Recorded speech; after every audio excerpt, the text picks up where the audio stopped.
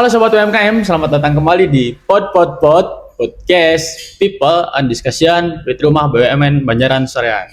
Bareng aku Ruli Paujan. Kali ini kedatangan tamu yang sangat luar biasa. Nah, mungkin para pelaku UMKM maupun Bapak Ibu yang menonton sekarang biasanya suka bingung.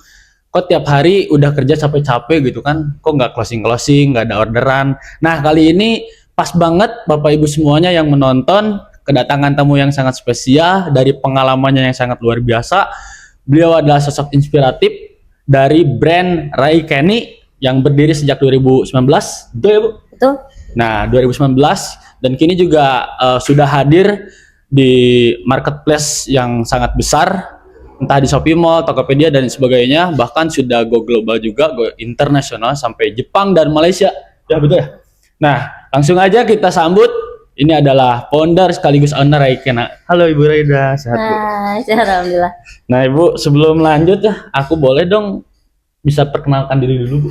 Oke, perkenalkan nama saya Raida Nur Afifah. Saya founder Rai Kenny yang berdiri dari tahun 2019. 2019, baik. Nah, kita lanjut ke pertanyaan nih teman-teman semuanya. Kita kan perlu tahu dulu ya, apa sih yang dimaksud dengan brand Rai Kenny itu gitu, lahirnya seperti apa sih Bu gitu, apa juga yang jadi titik awal sehingga brand ini bisa berdiri pada tahun 2019. Oke. Jadi Rai Kenny itu pada awalnya ada dari pemikiran dua mahasiswa yang sedang menunggu jadwal tesis. Oke. Gitu. Jadi pada saat itu saya dan partner saya yang kebetulan memang ada background Jepangnya gitu ya, kami berdiskusi bagaimana cara kita bisa selalu produktif gitu ya. Kami kepikiran untuk menjual sesuatu yang memiliki value dan juga unik gitu ya. Simple, memiliki value dan unik gitu ya. Jadi kita pikir apa ya gitu. Jadi kebetulan saya suka outer gitu ya. Outer itu kan identiknya dengan perempuan ya. Tuh, biasanya banyaknya perempuan betul, yang pakai kan? ya. Betul. Jadi saya sukanya outer. Akhirnya saya dan partner saya kepikiran untuk produksi outer. Tapi outer itu kan sudah banyak. Banyak sekali. Betul. Outer kardigan itu kan sudah banyak ya, perempuan banyak. Nah, pada awalnya saya tetap produksi itu karena saya kepikirannya itu waktu itu kan dengan partner gitu ya. Seiring dengan berjalannya waktu gitu, kami diskusi bahwa apa yang kita jual itu harus memiliki value ya. Nilai ya? Betul, harus ada value. Kita tuh menjual sesuatu harus punya value sehingga bisa diterima gitu oleh masyarakat, bisa digunakan dengan baik gitu ya. Bermanfaat gitu untuk customer tuh, bermanfaat produk tuh gitu. Nah, setelah itu kalau misalnya kita ingin memiliki hal yang apa ya, spesial gitu, produk kita spesial, kita harus berbeda dengan yang lain, produk lain, yaitu unik gitu. Ya, ada uniknya lah gitu. Betul. Jadi akhirnya saya membuat outer yang pada saat itu masih outer gitu ya. Seiring berjalan waktu kami menjual kimono gitu ya. Kimono, hal value-nya apa? Kami padukan dengan kayak khas Nusantara gitu. Batik. Gitu. Betul, khas Nusantara itu apa sih gitu? Apa sih yang khas dari Indonesia? Yaitu batik, tenun, apalagi songket dan lain-lain gitu. Betul. Jadi kami memadukan kimono dengan kain khas Nusantara. Jadi dari situ akhirnya kita perpadukan dengan khas Indonesia. Nah, Ibu tadi berbicara terkait value ya. Betul. Nah, biasanya kan sebelum produk ini memiliki value harus ada branding dulu Bu. Betul. Entah dari diri Ibu ataupun si brand produknya lah gitu ya. Nah, bagaimana seiring berjalannya waktu si value ini bisa meningkat dengan personal branding Ibu ataupun brand produknya gitu? Betul. Jadi bagaimana caranya kami dikenal oleh orang gitu ya dengan kimono khas Nusantaranya itu? Karena ya, jadi sedari awal kami membuat produk itu, kami sudah memikirkan apa yang membedakan produk kami tapi bermanfaat dan terpakai oleh orang lain gitu. Jadi sedari awal kami sudah membranding bahwa kimono Rai Kenny ini produk yang memang perpaduan antara antara dua negara gitu. Jadi dari awal kami sudah membranding bahwa produk kami ini perpaduan antara dua negara, sehingga dari awal orang melihat langsung, oh ini kimono tetapi menggunakan unsur khas Indonesia gitu loh. Jadi, Memiliki ciri khas tersendiri betul ya. dari awal. Jadi FYI, kami itu salah satu pelopor kimono Nusantara di Wow. Indonesia. Keren. Di 2019 itu saat itu belum banyak yang menggunakan e-commerce ya. Jadi kami salah satu pelopor di e-commerce, baik e-commerce oranye maupun e-commerce hijau itu. Ya, oke. Raike ini salah satu Pelopor ya. pelopor yang ada di situ. Baik, Ibu. Pertanyaan selanjutnya. Oke. Nah, biasanya kalau misalkan mendengar kimono gitu ya kan, Bu. Orang tuh ya langsung inget Jepang lah gitu kan ya, karena identiknya dengan negara tersebut. Nah, tapi Ibu ini justru bisa mengangkatnya sebagai medium untuk mengenalkan budaya gitu, budaya Indonesia gitu. Kenapa memilih kimono sebagai bentuk karyanya gitu, Bu? Kan sebetulnya kan bisa banyak produk ya buat diangkat menjadi menaikkan value-nya dan membrandingnya lalu menjualnya gitu. Nah, kenapa memilih itu gitu, Bu? Balik lagi, kimono itu jadi apa sih saat itu kami pikir gini, produk apa sih yang simple tetapi banyak dibutuhkan dan digunakan oleh orang lain. Kalau misalnya saat itu saya mengejar market perempuan, sudah banyak sekali. Iya, betul. Tuh. Kayaknya yang seneng belanja itu kan perempuan ya, Perempuan. tuh, laki-laki jarang, tapi laki-laki pun pasti akan Ya. belanja gitu, nggak mungkin nggak karena.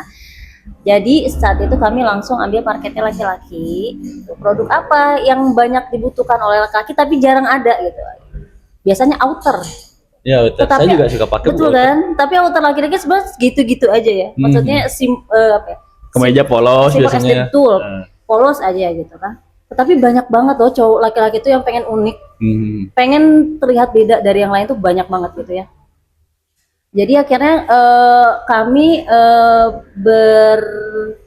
memutuskan untuk buat kimono. Jadi si kimono ini dia terlihat simple, bisa dipakai di mana saja, tetapi tetap tetap terlihat proper gitu. Otentik Jadi ya, Bu. betul, si kimono ini tuh dia terlihat rapi, tapi juga bisa digunakan untuk main, nongkrong, undangan, rapat juga bisa dipakai gitu. Jadi makanya kami ngambil keputusan untuk memproduksi, menjual kimono. Oke, baik. Terima kasih ya, Bu, jawabannya. Nah, biasanya pembisnis itu ataupun pemula, orang yang berbisnis, awal-awal tuh pasti berat banget gitu tantangannya, Bu. Nah, kira-kira di hadapan brand Raikeni ini sebagai UMKM lokal Bandung ya, Bu. Dan bagaimana sih cara Ibu mengatasi tantangan tersendiri itu gitu, Bu? Ketika awal-awal membangun si Raikeni ini. Kan tidak akan mungkin langsung besar gitu. Tantangannya adalah terus berinovasi. Tantangannya adalah kompetitor. Itu tantangan terbesar, itu kompetitor ya. Bagaimana cara mengatasinya? Kita tetap berinovasi. Kalau kita stuck atau hanya berhenti di menjual satu barang gitu ya, itu pasti kita akan kalah dari kompetitor. Jadi cara mengatasinya dari tantangan itu hingga sekarang ya, dari dulu hingga sekarang kami tetap berinovasi, tanpa henti. Oke, Bu, dari berinovasi tersebut kira-kira bagaimana, Bu, cara mencari tahunya gitu? Apakah dengar podcast atau sharing dengan kompetitor dan lain sebagainya gitu? Salah satu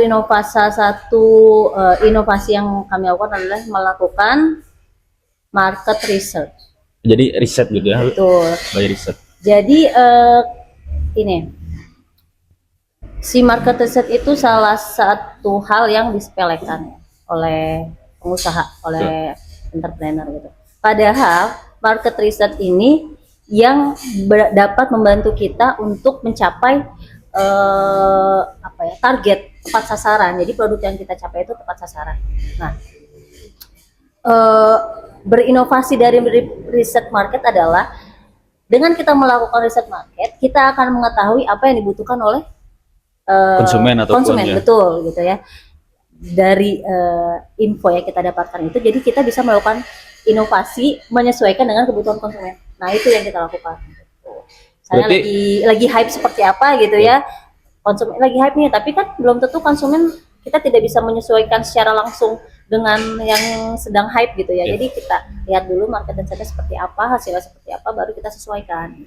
Oh berarti research itu bukan hanya sekedar ketika misalkan 2025 ini kimono ramai banget karena berbahan batik gitu kan. Tapi riset juga bisa dilihat dari segmentasi pasar umum, Betul. apa namanya itu usia gitu kan, Betul, lokasi betul. daripada para pelaku yang apa membelinya gitu. Betul. Jadi Raikeni itu kan untuk saat ini kami menggunakan kain khas paling banyak tuh dari Jawa ya. Tetapi banyak konsumen yang meminta request untuk misalnya ada yang apa ya, DM atau enggak komen atau enggak apa gitu, mereka bilang tolong dong, kami pengen tolong buatin dong, ada nggak sih kimono yang dipadukan dengan kain khas Kalimantan gitu. Custom ya Bu ya? Betul, tapi nah itu kalau custom kami bisa lakukan ya, karena kan itu custom itu kan secara personal ya, maksudnya mereka by request ya. Kalau produksi secara massal kita tidak bisa langsung produksi, oke ada yang minta nih kimono Kalimantan, kita nggak bisa langsung produksi banyak gitu, karena kan yang minta baru satu. Nah itu kan langsung inovasi ya, kami belum punya nih produk apa yang dipadukan dengan kain Kalimantan gitu misalnya.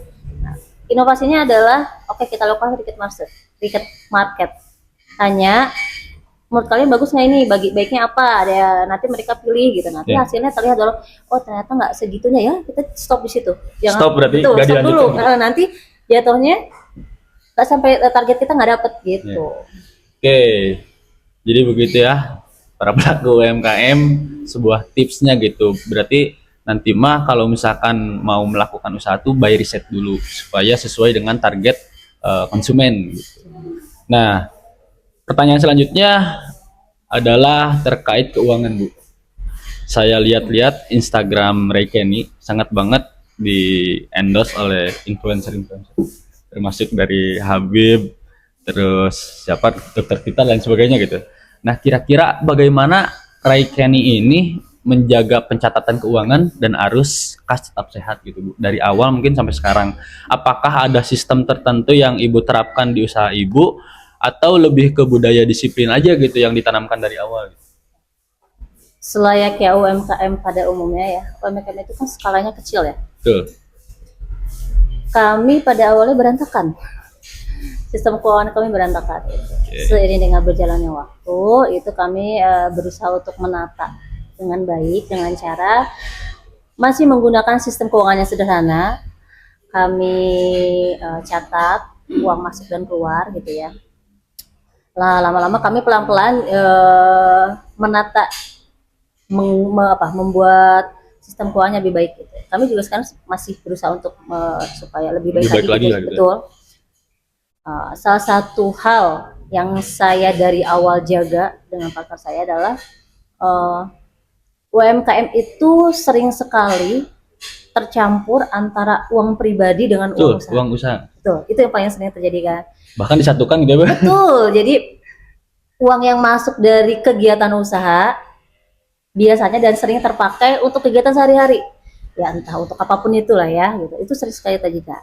Jadi dari awal saya dan partner saya itu sudah melakukan apa ya, batas barrier gitu. Founder ataupun co-founder sudah kami sisihkan gaji.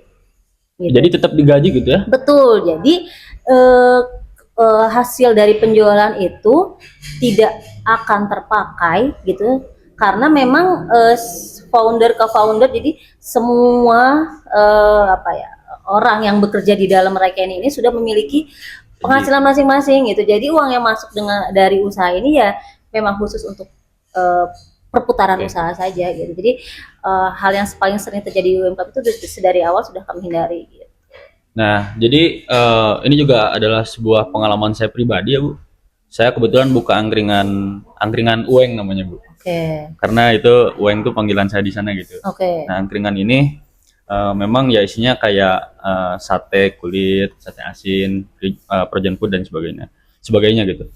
Saya juga seperti itu, Bu. Jadi uang bisnis dan uang seharian tuh memang disatukan satu saku gitu, satu saku Oh, gitu. satu lagi, kalau tidak mau menghindari itu, buat rekening yang berbeda. Nah itu. Oke, berarti buat rekening yang berbeda, terus berarti saya pun juga digaji gitu ya, Bu, atas usaha saya Betul, pribadi. betul. Supaya apa? Supaya eh, itu bentuk apresiasi untuk diri kita, gitu. Supaya jadi nanti uang yang masuk itu tidak ada rasa atau tidak ada apa ya, rasa kepemilikan untuk menggunakan uang itu, karena ya saya sendiri memang sudah digaji oleh usaha yang saya lakukan, Berarti gitu. tidak semena-mena saya mengambil uang usaha saya gitu kan, Bu? Betul, dari awal baiknya sudah digaji, gitu. Oh, berarti daripada uang maksudnya kayak buat endorse influencer dan sebagainya untuk pengeluaran bisnis mah tetap aja gitu dari situ gitu. Betul, dari Tidak uang akan bisnis kita. Jadi yang tadi Mas, aku apa, usaha Mas itu biasa terpakai ya uangnya. terpakai biasanya. Iya, karena merasa bahwa itu kan uang apa, uang hasil usaha, jadi ya memang layaknya untuk kita pakai juga, ujung-ujungnya kan memang untuk pendapatan kita kan, gitu. Nah, menurut saya supaya usaha kita bisa berkembang itu sedari awal sudah dipisahkan, misalnya pemasukan sekian, nanti di akhir periode gitu terlihat keuntungannya sekian. Nah itu tuh langsung dipisahkan. Oke, saya tiap bulan mau ngambil sekian, sudah itu diplot aja setiap bulan seperti itu. Sisanya itu untuk mengembangkan bisnisnya gitu, Oh, supaya pantesan bisnis tidak saya nggak tercampur, berkembang. supaya tidak tercampur gitu. Ya jadi seharusnya memang UMKM itu tidak semena-mena menggunakan uang bisnis gitu ya. Betul. Karena udah ada bagiannya, udah ada gajinya. Dan ketika uang parkir pun juga harus dicatat ya, Bu. Betul, jadi semua pengeluaran kita catat. Bagusnya malah yang kita lakukan dalam melakukan bisnis, maksudnya dalam pengembangan bisnis, kita pergi kemana, kita beli bahan, itu langsung dicatat ya, itu masuknya pengeluaran bisnis, jangan dicampurkan dengan uang pribadi kita gitu. Supaya terpisah gitu. Oke, makasih Bu. Nah selanjutnya nih dari pertanyaan kelima, ketika Ray Kenny akhirnya menembus pasar global gitu kan, momen apa yang paling berkesan dan membuat ibu yakin bahwa produk kita atau produk Ray Kenny ini bisa diterima dunia? Jadi pasar global, Ray Kenny ini kan produk yang kami jual itu unisex ya, bisa digunakan perempuan atau laki-laki dengan ukuran yang bisa diterima gitu. Sama kimono itu kan identik dengan gombrang. Jadi berbadan kecil ataupun besar itu bisa menggunakan produk kami. Itu kami emang sengaja buat produk yang oversize. Kenapa saya yakin bisa diterima dunia? Karena produk kami simple, bervalue, dan unik. Dan yang paling bisa kami jamin, yang memakai produk Ray Kenny ini mereka bisa dengan bangga memperlihatkan khas Indonesia. Jadi apa ya? Saya dapat beberapa kali kesempatan ke Jepang menggunakan produk Ray Kenny. Dari Jepangnya saja masyarakat di sana tuh terlihat tertarik dengan apa yang kami pakai. Gitu. Jadi memang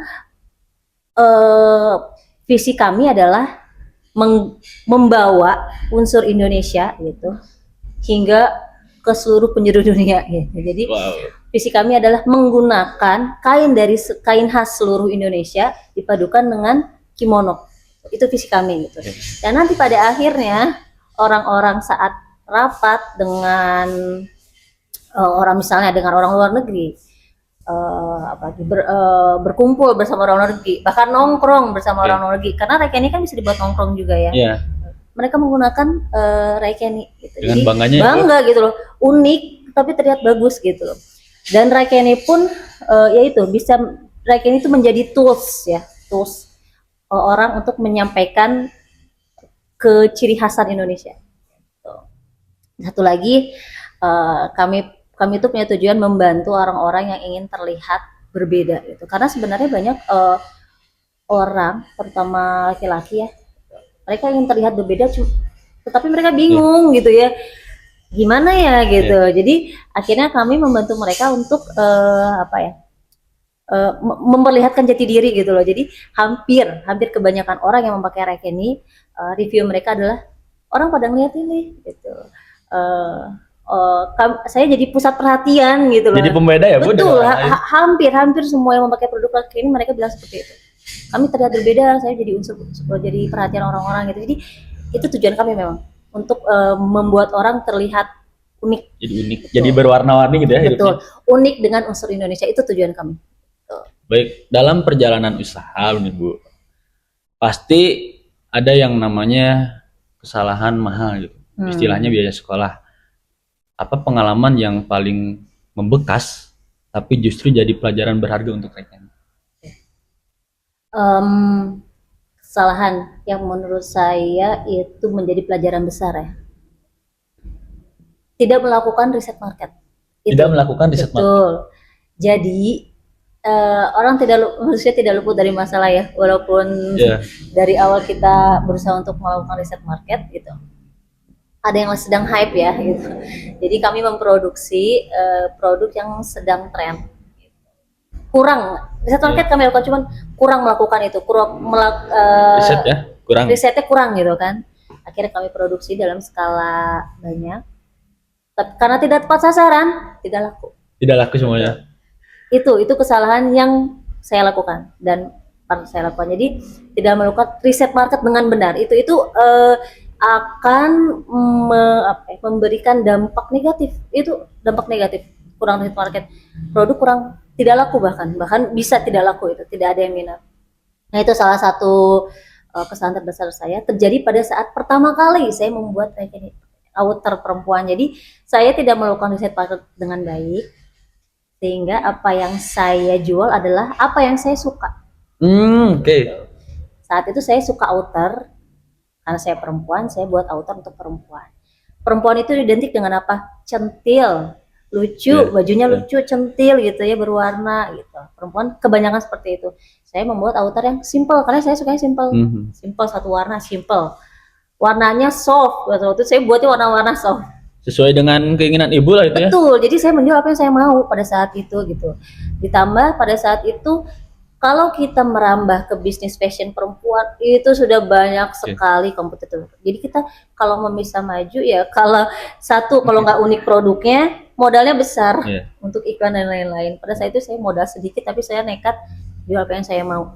Pada saat produksi, nggak terlalu banyak sih, karena modalnya waktu itu nggak terlalu besar ya. Tapi saya produksi banyak, tidak laku karena tidak sesuai dengan ini ya, karena saya tidak melakukan riset market gitu.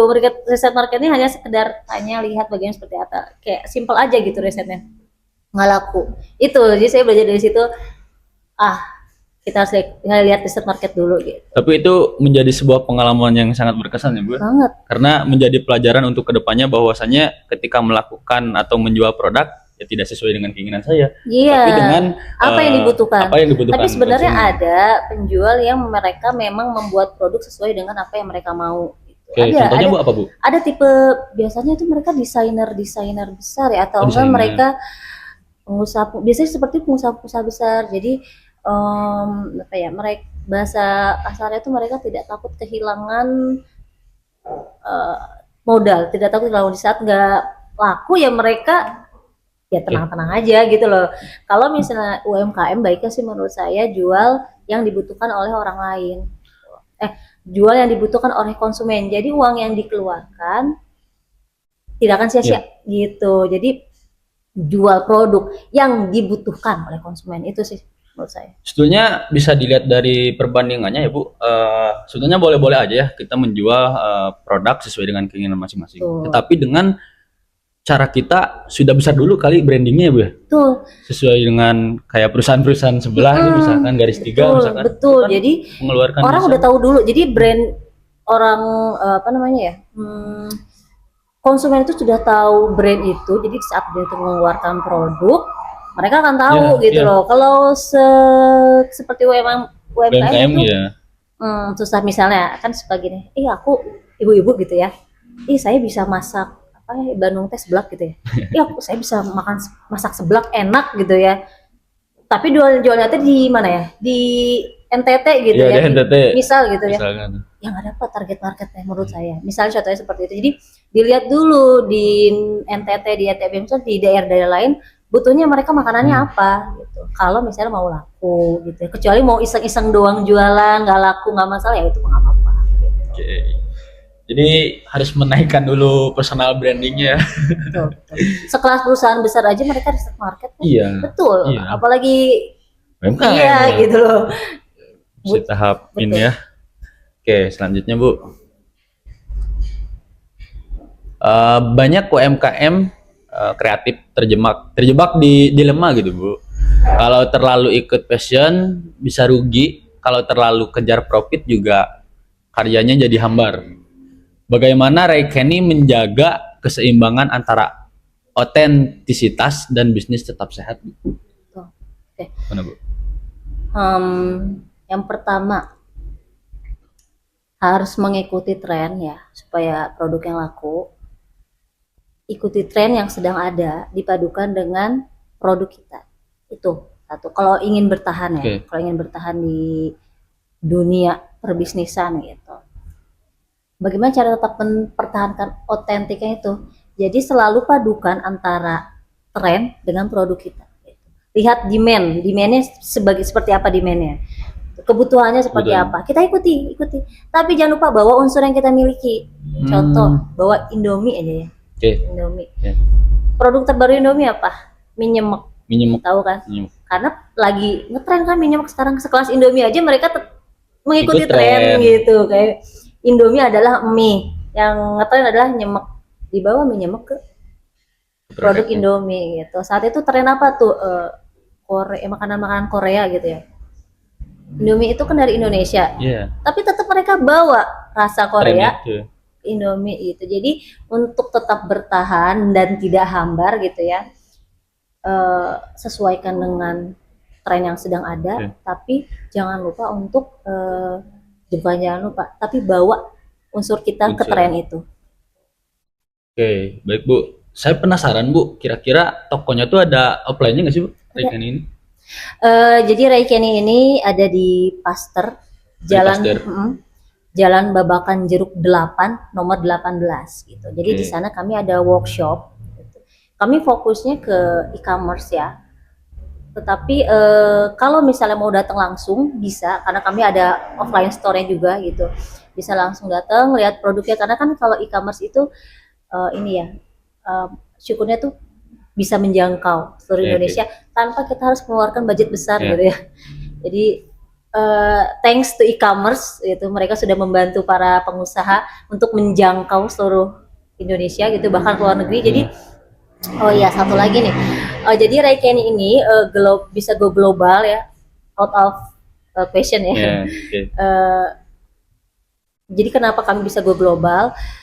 Kami dibantu oleh e-commerce, ditawarkan oleh e-commerce untuk melakukan ekspor. Ya, jadi si e-commerce ini membantu kami untuk menjual produk kami ke luar negeri gitu. Jadi ada pesanan dari Malaysia, Singapura, Thailand, Filipina gitu ya. Itu dibantu oleh e-commerce ini, kami kirim produk ke keluar. Dari e-commerce mereka menginfokan ada pesanan sekian. Gitu. Nanti kami siapkan produknya, dikirim ke e-commerce itu, e-commerce yang akan mengurus gitu. Jadi thanks to e-commerce karena membantu hal itu gitu. Untuk global yang lainnya ya kami manual gitu ya kalau itu. Nah dengan bantu e-commerce kami bisa menjangkau seluruh Indonesia dan luar negeri juga gitu. Tapi untuk ya konsumen yang ingin melihat langsung produknya, merasakan bahannya, melihat secara langsung warna kain batik tenun kain nusantaranya warnanya seperti apa gitu, pengen secara langsung bisa langsung datang di Pasteur ya Bu? Ke offline store kami di Pasteur. Ada kok di Google, di Instagram semua kami cantumkan alamatnya. Oke, jadi buat para pelaku UMKM ataupun yang viewers yang nonton, boleh langsung datangi ke offline store-nya, ada di Jalan Pasteur. Bisa langsung nanti dibawain ya. Oke, lanjut Bu. Saya juga penasaran ketika Ibu langsung go global gitu ya, langsung melesat ke luar negeri karena ditawari oleh e-commerce gitu. Nah, berarti step awal untuk para pelaku UMKM ketika ingin mengikuti jejak Ibu gitu, apakah harus memiliki modal untuk foto produk dan sebagainya, lalu upload e-commerce dan sebagainya gitu, Atau gimana dulu gitu Bu? untuk menjadi go global. Ya. Untuk go global. Ini saya ya, saya nggak tahu kalau pengusaha lain gitu ya. Ada yang memang mereka punya modal besar, jadi mereka bisa melakukan iklan gitu ya, iklan yang menjangkau hingga luar. Karena kan zaman sekarang bisa ya kayak gitu ya. Kalau menurut saya, bagaimana caranya supaya bisa dilirik oleh e-commerce, itu kita memiliki ciri khas. Otentik gitu. Betul, apalagi yang membawa unsur khas Indonesia gitu. Menurut saya itu menjadi nilai plus. Misal bisa aja buat sepatu Tapi batik otentik bisa gitu ya. Nggak harus batik, apa aja misal khas Indonesia apa sih gitu ya. Bisa aja gitu. Jadi menurut saya kita memiliki produk yang otentik, unik gitu ya, ada value-nya juga gitu. Itu biasanya menjadi nilai plus untuk para ya misalnya e-commerce atau enggak yang mau modal usaha masih investor misalkan. Investor gitu ya, itu menjadi nilai plus untuk kita gitu. Kalau kita mempunyai hal yang unik otentik di produk kita. Gitu. Oke, pertama produk berarti ya. Betul, produk gitu. Nggak perlu modal besar sih sebenarnya kalau untuk menjaga global. Kalau misalnya e-commerce ya gitu. Yang penting kalau di e-commerce itu yang saya tahu gitu ya, saya nggak tahu ya. Correct me if I'm wrong. Oke. Kasih tahu kita punya produk yang unik, otentik gitu ya. Nanti biasanya ditawari oleh e-commerce gitu. Banyak sebenarnya di e-commerce itu yang ditawari untuk ekspor itu banyak gitu ya. Cuma saya kurang tahu spesifikasinya seperti apa, saya kurang paham gitu. Tapi menurut saya dengan keotentikan produk yang kita miliki itu bisa menjadi nilai plus untuk e-commerce, melihat kita layak apa tidak untuk menjadi seller yang bisa go global. Dan itu pun juga tergantung produknya ya menurut saya, karena ketika misalkan katakanlah barang yang ada di Indonesia, target pasarnya di Indonesia ya tidak akan masuk kali ya. Kalau bisa jadi misalnya otentik ya makanan gitu ya. Makanan dijual di luar negeri kan belum tentu laku ya gitu. Itu jadi jual produk yang universal gitu ya. Semua orang bisa pakai gitu, dimanapun, orang manapun bisa pakai gitu. Itu biasanya dilirik sih sama pihak e-commerce atau pihak investor gitu. Yang penting bisa dipakai sama semua orang, itu aja sih. Dan yang saya ketahui juga, saya pernah Bu jualan online juga. Pertama di e-commerce udah pasti. Tetapi buat para pelaku UMKM juga yang tidak memiliki modal lebih untuk iklan gitu. Karena kan di Instagram ini terkhusus ada beberapa model iklan seperti ad to ad, ada paid promote, ada endorse. Dan yang saya lakukan ketika tidak memiliki modal untuk membelanjakan itu gitu, saya follow to follow Bu. Jadi follow to follow ini melihat target pasar saya, kira-kira ini ibu yang suka nongkrong di KPA, dia suka sepatu ini misalkan atau tas ini misalkan, saya follow nih, langsung tawarin gitu. Bisa itu bisa loh. Nah itu bisa. Jadi ya itu kita melihat sumber daya yang kita miliki ya gitu. Kalau sumber daya kita terbatas hanya di situ, lakukan apa yang kita bisa gitu. Itu salah satu cara yang bisa dilakukan. Jadi lakukan apa yang bisa kita lakukan dengan sumber daya yang dimiliki. Maksimal mungkin gitu ya, dengan cara misalnya follow to follow itu pada saatnya nanti pasti akan kena. Soalnya tapi jangan berhenti follow to follow sebentar, ada efeknya nih gitu ya. Nggak bekerja nih dengan sistem kayak gini gitu. Ya udah nggak dapet gitu. Jadi emang harus sampai maksimal gitu di deadline sampai tanggal sampai sekian nih saya akan melakukan ini gitu. Kalau misalnya nggak berhasil ya sudah, berarti memang itu cari yang lain gitu. Tapi gunain aja sumber daya yang kita miliki gitu. Ada targetnya sih sebetulnya. Dan saya pengalaman juga emang closing Bu, kebetulan jual kalsium waktu itu. Dan kalsium ini lumayan harganya rate tinggi. Dan saya menawari ke orang-orang yang ibu-ibu yang suka golf, main golf, yang main ini gitu. Jadi pas targetnya kena gitu. Kena, iya betul. Nah jadi bisa kalian pakai juga trik itu gitu. Nah pertanyaan selanjutnya Bu, kalau Raikeni dianggap bukan hanya brand fashion, tapi juga gerakan budaya, gerakan seperti apa yang Ibu bawa gitu. Dan kalau dirangkum dalam satu kalimat singkat, apa mimpi besar Raikeni untuk masa depan? Visi. Mimpi Raikeni itu adalah memperkenalkan produk Raikeni ke seluruh dunia dengan ciri khas kain Nusantara. Jadi kami memiliki visi menggunakan kain seluruh Nusantara, kami gunakan itu sehingga sehingga kami bisa menjadi alat bantu orang-orang untuk memperkenalkan Indonesia kepada dunia luar gitu.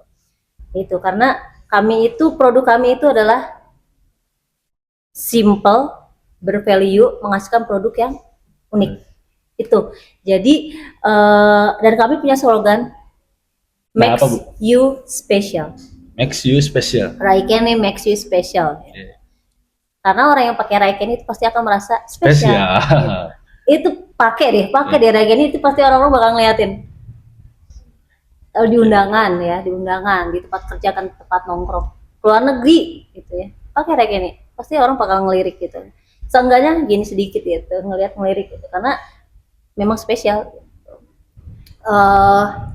Jadi makes you special itu kami artikan sebagai alat bantu, tools konsumen gitu, untuk konsumen dalam memperkenalkan, memperlihatkan jati diri mereka. Budaya, bisa mengangkat jati dirinya, jati diri gitu. Itu kami rangkum dalam satu kata, makes you special. Raikeni makes you special ya. Dan yang saya tangkap Raikeni ini tidak hanya sekedar pakaian untuk dipakai gitu, Bu. Yang saya tangkap ketika melihat Instagramnya gitu kan, yang dipakai artis-artis dan sebagainya. Jadi mereka tuh bisa membangun juga psikologi mereka gitu, Bu.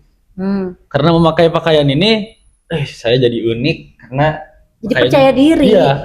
Jadi ada secara tidak sadar tuh di saat menggunakan Raikeni gitu ya, itu tuh saat kita berjalan melakukan aktivitas itu ada rasa percaya diri gitu, karena memang kita jadi merasa spesial gitu loh.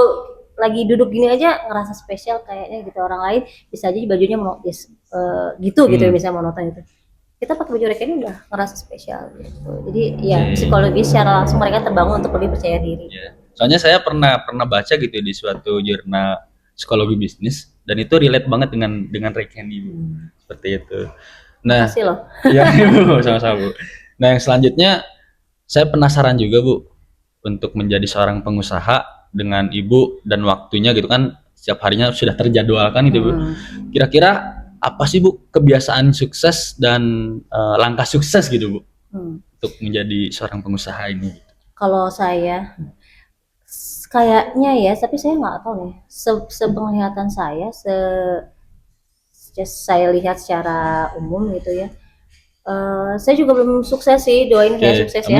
Amin. Gitu. Saya berusaha untuk menjadi manusia yang berguna lah buat orang-orang, membuka lapangan kerja lebih luas gitu ya, menjual produk yang bermanfaat sehingga orang merasa percaya diri gitu ya. Ya saya berusaha untuk berbagi untuk orang-orang, berbagi kebahagiaan gitu.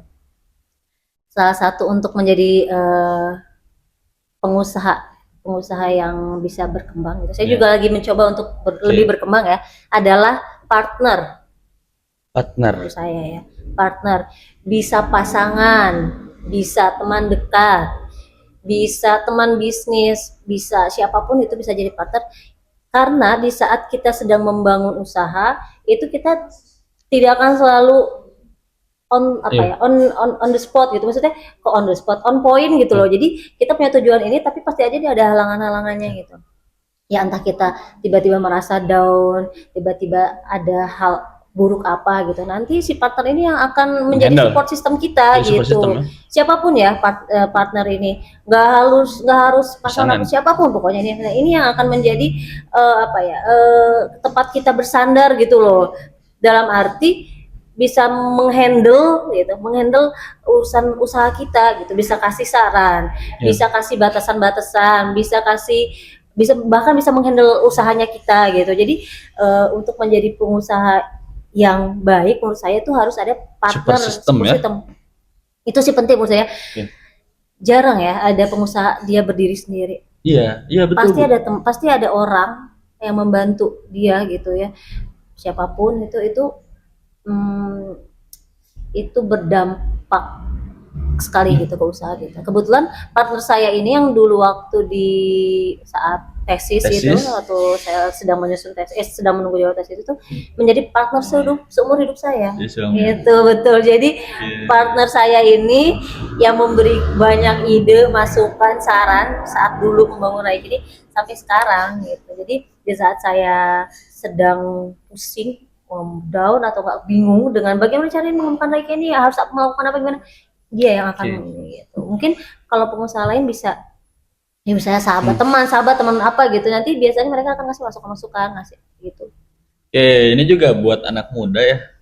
Jadi jangan menyia-nyiakan waktu gitu. Contohnya kayak Ibu Raida yang sama itu lagi tesis bareng gitu kan Bu, mencari ide untuk membangun usaha hingga pada akhirnya bareng selamanya gitu ya Bu. Amin. Sama pasangannya. Nah Ibu, pertanyaan terakhir nih Bu.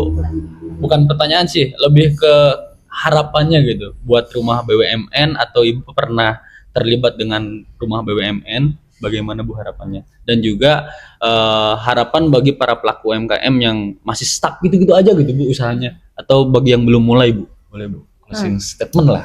Oh, saya yang dulu ya, usaha dulu ya. Yeah, yang untuk pengusaha dulu, karena rumah BUMN nanti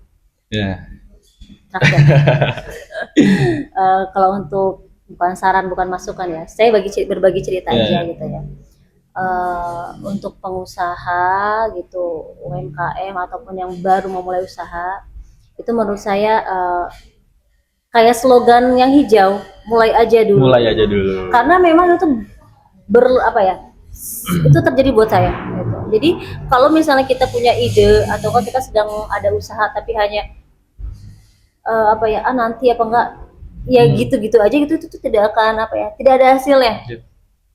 Kalau misalnya kayak slogan yang hijau mulai aja dulu, itu memang jadi nanti kalau setelah kita mengerjakan ide kita akan terlihat apa yang harus diperbaiki, apa yang harus ditingkatkan, apa yang harus dibuang gitu. Jadi mulai aja dulu ini adalah salah satu slogan Tokopedia itu yang memang bagus untuk para pengusaha. Kita sedang memulai usaha, kepikiran untuk buat usaha usaha makanan gitu ya. Aduh, cuma punya modal dikit gitu. Saya dulu memulai Reken itu 800.000. Dari 800.000, saya 400.000, partner saya 400.000. Saya cari kain ke Cigondewa sendiri ya, itu partner saya juga sedang melakukan hal lain gitu.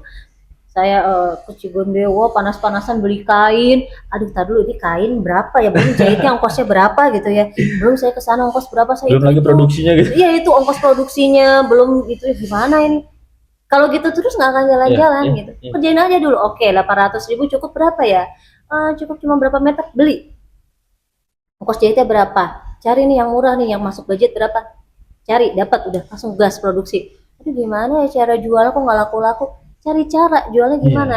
Karena kan ini barang udah ada, nggak mungkin dong didiemin gitu ya. Harus ada hasilnya gitu kan, gimana ya? Kita akan secara secara tidak sadar kita akan mencari cara produk ini kejual. Betul, jadi memang harus dimulai. Punya ide apa, dilakukan. Tapi satu lagi, buat pengusaha yang modal yang tidak ingin terlalu merasa bukan sedih, merasa sia-sia gitu ya modal yang dimiliki. Kalau saya sih memang karena dimulai dengan usaha modal sedikit, lakukan dengan modal sekecil-kecilnya dulu aja gitu. Apa-apa dengan modal kecil-kecilnya itu bisa memang gagal. Betul, kalau saya kalau saya loh itu. Beda lagi kalau pengusaha yang mainannya dengan miliaran, buat mereka itu kecil ya kalau gagal gitu. Buat orang-orang yang terutama UMKM, pakai aja modal yang ada gitu. Jangan merasa nggak cukup modal yang enggak cukup, percaya. Cuman ada 4 misalnya dengan modal kecil kita hanya bisa menghasilkan 4 produk, buat. Nanti kan kelihatan laku nggak nih dengan udah keiduan, udah berimajinasi ya, tapi nanti kalau uangnya kecil nanti gitu. Imajinasi tapi belum ada produknya, kita nggak tahu laku apa yang kita buat kan. Buat dulu aja, buat ya kayak masnya punya angkringan gitu ya. Buat dulu aja, nggak laku, oh berarti memang nggak laku nih. Ada yang salah nih, apa yang salah gitu kan? Ada yang salah nih, perbaiki gitu. Jadi kelihatan dengan kita mengeksekusi ide kita itu, kita kelihatan nantinya hasilnya seperti apa. Jadi memang harus dimulai.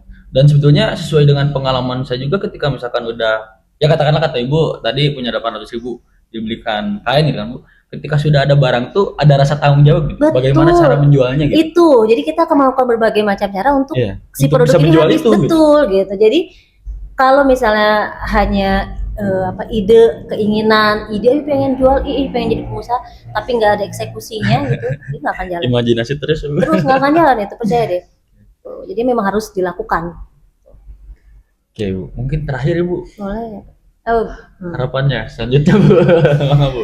Untuk rumah BUMN, saya berharap semakin saya berterima kasih juga dulu. Saya berterima kasih kepada rumah BUMN karena sudah mengundang saya ke podcast ini ya. Terus sudah memberikan banyak fasilitas saya dalam mengembangkan Raikeni gitu. Thanks to rumah BUMN gitu ya. Kami tidak akan berkembang seperti ini tanpa rumah BUMN gitu. Harapannya semoga rumah BUMN lebih banyak memberikan manfaat gitu, karena rumah BUMN ini sudah membantu banyak UMKM gitu, sudah banyak memfasilitasi UMKM, sehingga saya yakin banyak sekali gitu UMKM yang berkembang karena rumah BUMN. Jadi harapannya adalah semoga bisa lebih banyak lagi menjangkau UMKM agar mereka bisa tumbuh lebih baik gitu, usahanya lebih berkembang karena rumah BUMN ini gitu. Kayak gitu aja. Terima kasih banyak ya Bu. Sangat luar biasa ya teman-teman, hari ini bersama Ibu Raida, banyak pengalaman yang sudah beliau sharingkan. Itu sangat luar biasa, dari pelajaran-pelajarannya dapat kita ambil, dan saya juga mengucapkan terima kasih banyak sudah berkenan Ibu datang ke rumah BUMN men-sharingkan ilmunya. Mungkin sampai jumpa di apa Bu? Podcast. Oke. Sampai jumpa di podcast People on Discussion with Rumah BUMN Banjaran Soreang. Bye bye, see you guys. Terima kasih Bu.